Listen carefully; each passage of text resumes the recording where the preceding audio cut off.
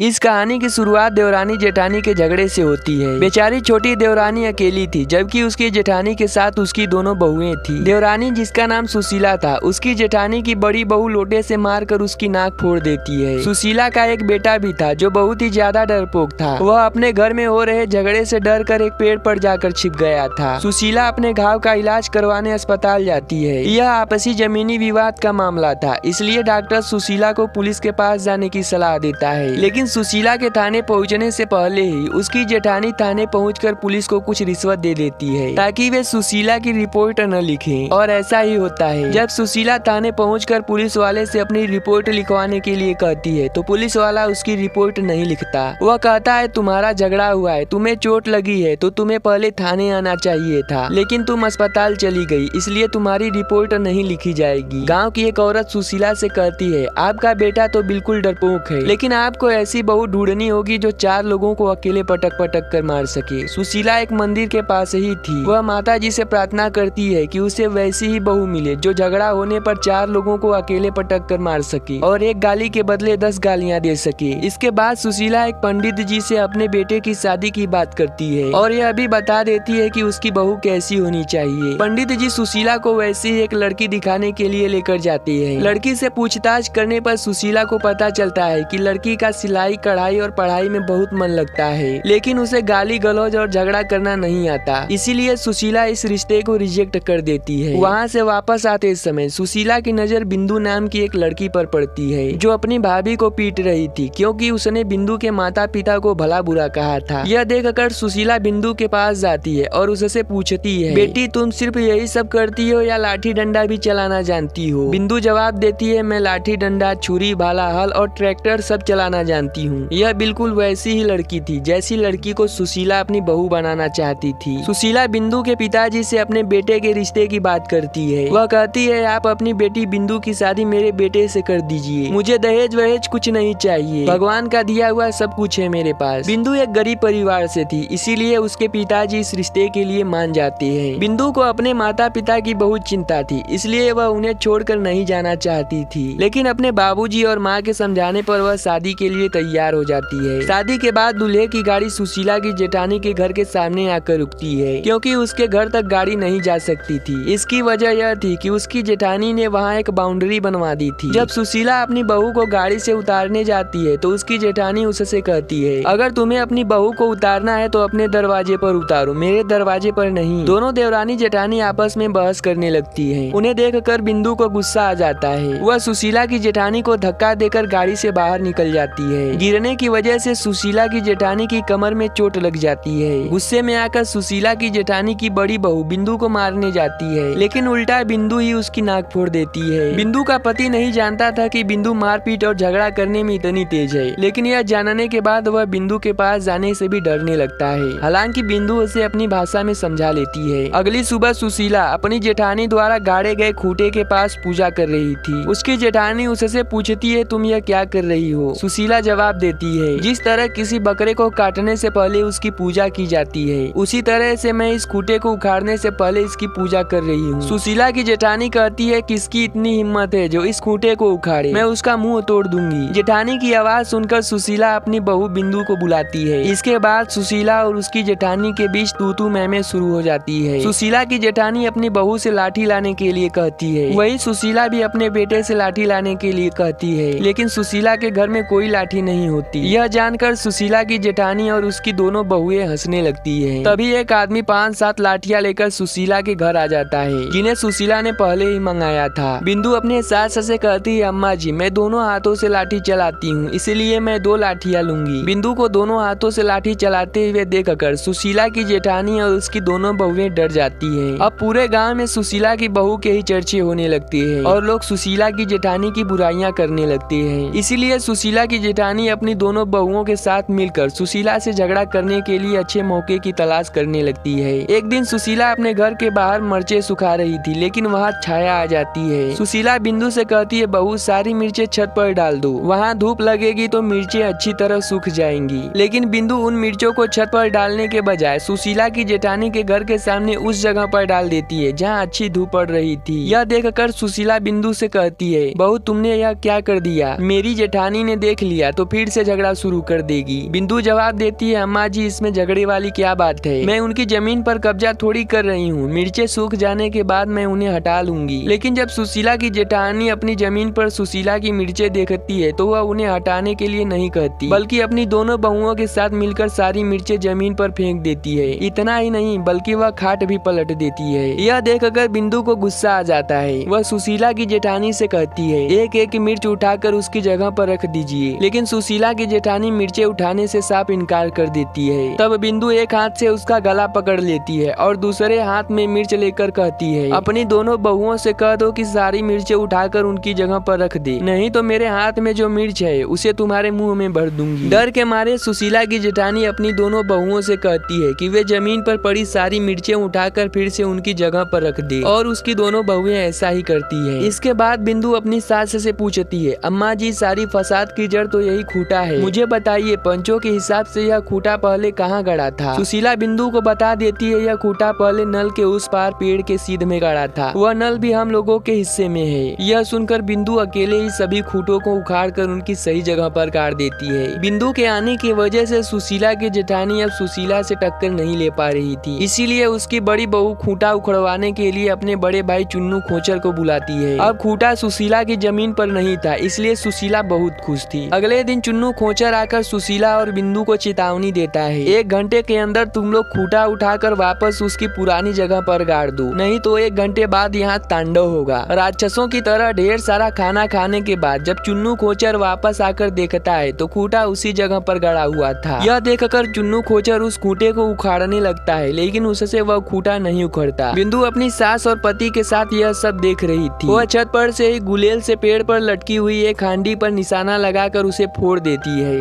उस हांडी में गाय का गोबर और मूत्र भरा हुआ था, जो सीधा चुन्नू खोचर के ऊपर गिर जाता है। अब चुन्नू खोचर बिल्कुल गुस्से में आग बबूला हो जाता है। वह अपने शरीर की गंदगी साफ करने के बाद लाठी लेकर सुशीला और उसके परिवार वालों को मारने आ जाता है। लेकिन जैसे ही वह लाठी से सुशीला पर वार करता है, बिंदु उस लाठी को रोक लेती है और चुन्नू खोचर से वह लाठी छीनकर उसी को मारने लगती है। चुन्नू खोचर की पिटाई होने के बाद सुशीला की जेठानी की दोनों बहुएं बिंदु से बदला लेने की सोचने लगती हैं। इसीलिए अगले दिन वे एक बाबा के पास जाती हैं ताकि बाबा अपनी तंत्र मंत्र की शक्ति से बिंदु को बेहोश कर दे और वे दोनों बिंदु को लाठी से पीटकर अपने भाई का बदला ले सके। दोनों बहुएं बिंदु को बेहोश करने के लिए बाबा को अपने साथ घर लेकर आती हैं। वे किसी तरह उकसाकर बिंदु को बाबा के पास बुलाती हैं, लेकिन जैसे ही बाबा बेहोशी वाला भस्म बिंदु के ऊपर फेंकने जाता है, तभी बिंदु उसे एक जोरदार थप्पड़ मार देती है, जिसकी वजह से भस्म बाबा के हाथ से छूटकर सुशीला की जेठानी की दोनों बहुओं के ऊपर गिर जाता है और दोनों बेहोश हो जाती हैं। उधर बाबा तो अपनी जान बचाकर पहले ही भाग जाता है। दोनों के होश आने पर बिंदु उनसे कहती है, तुम लोग मेरी एक बात ध्यान से नोट कर लो, अगर मेरी आंखें बंद भी रहेंगी तब भी मैं लाठी चलाना नहीं भूलूंगी, और दूसरी बात, अगर तुम लोग मुझे इज्जत दोगी तो इज्जत पाओगी। यह कहकर बिंदु उन्हें छोड़ देती है। शाम को सुशीला की जेठानी की दोनों बहुएं सुशीला के घर आकर अपनी सारी गलतियों की माफी मांगने लगती है। सुशीला जानती थी कि दोनों बिल्कुल भी माफी के लायक नहीं है, लेकिन बिंदु के कहने पर वह उन्हें माफ कर देती है। माफी मांगने के बाद दोनों बहुएं सुशीला से कहती है, आपने हमें माफ कर दिया, इससे हमें बहुत सुकून मिला। अम्मा जी कल से नवरात्रि शुरू हो रही है, हम दोनों चाहते हैं कि दोनों परिवार मिलकर कुलदेवी के यहाँ कढ़ाई चढ़ाएं। हम लोग कल मंदिर पहुंचकर वहाँ आपका इंतजार करेंगे, आप लोग भी आ जाइएगा। दरअसल सुशीला की जेठानी और उसकी दोनों बहुओं ने सच में माफी नहीं मांगी थी। यह उन तीनों की एक चाल थी ताकि वे सुशीला और उसके परिवार को मंदिर भेजकर उसकी जमीन पर कब्जा कर सके। अगले दिन सुशीला बिंदु के साथ मंदिर पहुंच जाती है, लेकिन जब बहुत देर तक इंतजार करने के बाद भी उसकी जेठानी और दोनों बहुएं नहीं आती तो वे दोनों अपनी पूजा शुरू कर देती हैं। इधर सुशीला की जेठानी अपने खेत के साथ साथ सुशीला के खेत पर कब्जा करने के लिए उसके खेत में धान की रुपाई करवाने लगती है। गाँव की एक महिला मंदिर पहुँचकर सुशीला को उसकी जेठानी की सारी करतूतों के बारे में बता देती है। पूजा खत्म होने के बाद बिंदु अपनी सास को साइकिल पर बैठाकर खेत की ओर ले जाती है। खेत पहुँचकर सुशीला देखती है कि उसकी जेठानी और उसकी दोनों बहुएं कुछ मजदूरों के साथ उसके खेत में रुपाई करवा रही हैं। बिंदु अपनी सास से कहती है, अम्मा जी आप बस शांत रहिए, आप केवल देखती जाइए, मैं इन लोगों को कैसे सबक सिखाती हूँ। बिंदु बड़े ही प्यार से अपने खेत में जाती है और रुपाई होने के बाद मजदूरों को उनकी मजदूरी भी दे देती है। फिर वह सुशीला की जेठानी और उनकी बहुओं से कहती है, आप लोग अपने परिवार की हैं, इसलिए मुझे आप लोगों को मजदूरी देने में अच्छा नहीं लग रहा है। आप लोग बताइए, आप लोग मजदूरी लेंगी या मैं भी आप लोगों का कोई काम करवा दूं? यह सुनकर तीनों कहती हैं, कैसी मजदूरी? खेत हमने जुतवाया, पानी हमने डलवाया और धान हमने रोपा है, इसलिए यह खेत भी हमारा है। बिंदु उनसे कहती है, अगर किसी गाय को खूंटे से बांध दिया जाए तो क्या गाय खूंटे की हो जाएगी? यह सुनकर तीनों भड़क जाती है और बिंदु तथा उसकी सास को मारने जाती है। लेकिन बिंदु अपनी सास को एक तरफ करके तीनों को खेत में पटक पटक कर खूब मारती है, जिसकी वजह से तीनों खेत छोड़कर भाग जाती है। बिंदु कहती है, यह खेत मेरी सासू माँ का है और जो भी मेरी सासू माँ से पंगा लेगा मैं उसे नहीं छोड़ूंगी। रात में सुशीला की जेठानी कुछ बेचैन दिखाई देती है। अगली सुबह पता चलता है कि उनकी मौत हो चुकी है। कुछ भी हो, लेकिन वह सुशीला की जेठानी और बिंदु की बड़ी सासू माँ थी, इसीलिए वे दोनों भी उन्हें देखने जाती है। सुशीला की जेठानी की दोनों बहुएं गाँव वालों के सामने बिंदु पर ही इल्जाम लगाती है कि बिंदु ने ही उन्हें मारा था, इसलिए उनकी सास की ऐसी हालत हो गई। लेकिन बिंदु जब बड़ी सास की नाड़ी चेक करती है तो उसे पता चलता है कि वे मरी नहीं है बल्कि बेहोश है, इसलिए उन्हें तुरंत अस्पताल ले जाया जाता है। जांच करने के बाद डॉक्टर उनकी दोनों बहुओं से कहती है, तुम्हारी सास की ज्यादा टेंशन की वजह से उनकी दोनों किडनियां खराब हो गई हैं। अगर 24 घंटे के अंदर किडनी की व्यवस्था नहीं हुई तो मैं उन्हें नहीं बचा पाऊंगी। अभी उन्हें होश है, आप लोग उनसे जाकर मिल सकती हैं। दोनों बहुएं अपनी सास के पास जाकर रोने लगती है और झूठ मूठ की हमदर्दी दिखाने लगती है। तभी डॉक्टर आकर उनसे कहती है, आप लोग इस तरह चिल्लाकर मरीज को परेशान मत कीजिए, बल्कि कहीं से किडनी का इंतजाम कीजिए। दोनों बहुएं रोते हुए कहती है, मैडम हम दोनों किडनी का इंतजाम कहाँ से करें? डॉक्टर कहती है, घर परिवार या रिश्तेदारों से कीजिए या फिर आप लोग खुद ही किडनी दे दीजिए, आखिर आप लोग इनकी बहुएं हैं। यह सुनते ही बड़ी बहू बहाना बनाती है कि उसकी दोनों किडनियों में पथरी है, जबकि छोटी बहू बहाना बनाती है कि उसकी तबीयत हमेशा खराब रहती है। अपनी बहुओं का असली चेहरा देखकर सुशीला की जेठानी की आंखों में आंसू आ जाते हैं। डॉक्टर कहती हैं, कहीं न कहीं से तो किडनी की व्यवस्था करनी ही पड़ेगी, कौन देगा इन्हें किडनी? यह सुनकर बिंदु अपनी एक किडनी देने के लिए तैयार हो जाती है। अस्पताल से छुट्टी मिलने के बाद सुशीला की जेठानी अपने घर नहीं जाती, बल्कि सुशीला के घर को अपना घर बताती है। वह अपनी दोनों बहुओं से बिंदु की ओर इशारा करते हुए कहती है, उस घर में भी एक बहू रहती है जो सास का मतलब समझती है। उसने अपनी जिंदगी की परवाह किए बिना मेरी जिंदगी बचाई, और एक ऐसी देवरानी है जिसने मेरे इलाज के लिए अपनी पूरी जमा पूंजी लगा दी। मैंने उन्हें पराया समझा, उन्हें अपना दुश्मन समझा। इसके बाद वह सुशीला से माफी मांगती है और सुशीला उनके गले लगाकर रोने लगती है। जेठानी सुशीला से कहती है, पगली तू क्यों रो रही है? तुम्हारे पास जान न्यौछावर करने वाली एक बहू है और सोने जैसा एक बेटा है। मेरे पास 2 बेटे हैं लेकिन दोनों स्वार्थी हैं, 2 बहुएं हैं लेकिन दोनों मतलबी हैं। सुशीला मैं तुम्हारे घर में रहना चाहती हूँ, क्या तुम मुझे रहने दोगी? सुशीला कहती है, हाँ दीदी, यह सब आपका ही घर है और आप ही इस घर की मालकिन है। पता नहीं क्या हो गया था कि आप हमसे दूर हो गई थी। सुशीला की जेठानी कहती है, मेरी दोनों बहुओं ने मेरा इतना कान